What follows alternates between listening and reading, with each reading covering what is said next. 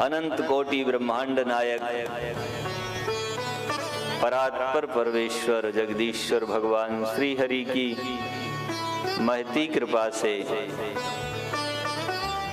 उन सर्वेश्वर के प्राण आधार भक्त जनों का यह चरित्र हम सब लोग इस त्रिदिवसीय भक्तमाल कथा के माध्यम से श्रवण कर रहे हैं।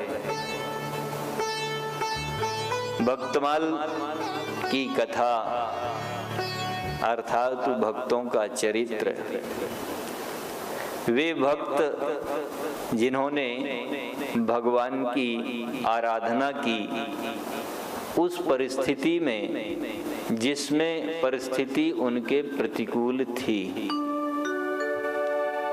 और उस प्रतिकूल परिस्थिति में रह कर के उन्होंने अपने आराध्य अपने इष्ट को पाया ही नहीं, उनके साथ एकाकार किया, उनकी पूर्ण कृपा प्राप्त की और उनको पाकर के आगे श्रृंखला को बढ़ाया। उनके माध्यम से और अन्य अनेक जीवों का भी कल्याण हुआ।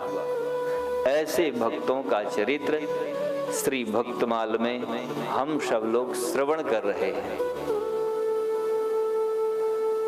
भगवान के भक्त जिस माध्यम से उस पथ पर चलते हैं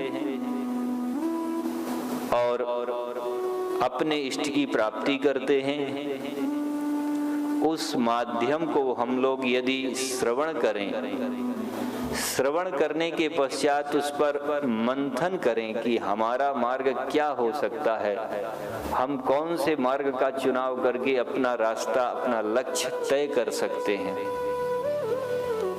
तो निश्चय ही हमें हमारा मार्ग सुगम हो जाएगा। क्योंकि भक्तमाल में विभिन्न प्रकार के भक्तों का समावेश है।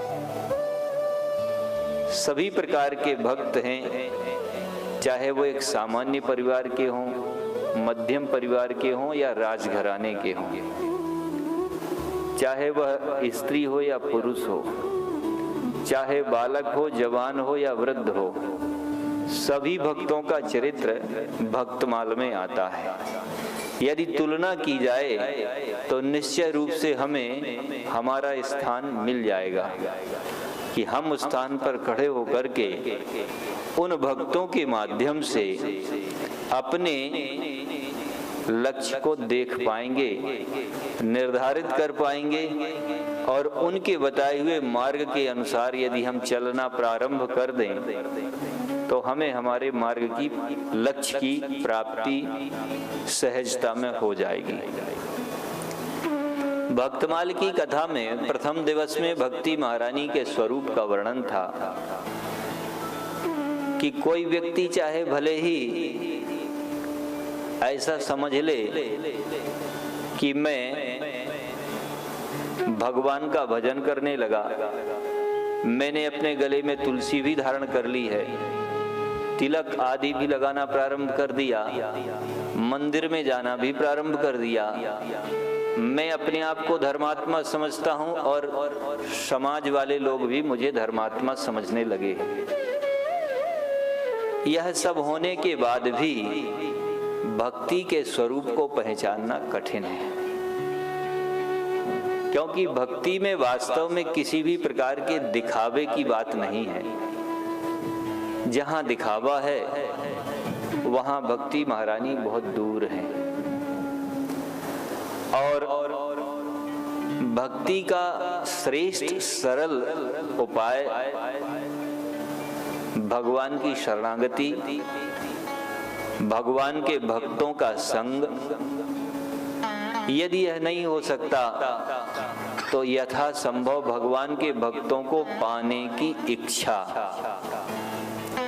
सभी के लिए सहज नहीं है कि वह धाम में वास कर ले, सभी के लिए सहज नहीं है कि वह धाम के वासियों का संग कर ले, संतों के समीपता को पाले, तब फिर वह क्या करेगा।